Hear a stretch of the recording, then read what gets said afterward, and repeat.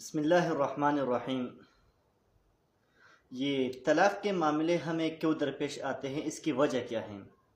جب بھی کوئی چیز ہمارے ساتھ مسئلہ کوئی درپیش آتا ہے یا جو بھی ہوتا ہے، اس کے پیچھے کوئی نہ کوئی وجوہات ہوتی ہے، ایسے وہ مسئلہ درپیش نہیں آتا۔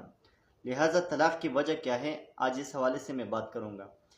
طلاق کی وجہ یہ ہے کہ جب ایک لڑکی وہ اپنے والدین کے گھر پہ ہوتی ہے تو وہ والدین ان سے پیار محبت کرتے ہیں، اور پیار محبت کی وجہ سے ان سے کام وغیرہ گھر کا نہیں کراتے۔ جب وہ گھر کے کام وغیرہ نہیں کرتی ہے تو وہ لاڈلی سی ہوتی ہے، اور ان کو وہاں پیار بہت مل رہا ہوتا ہے، اور ان کو کام وغیرہ سیکھتی بھی نہیں ہے باپ کے گھر پہ۔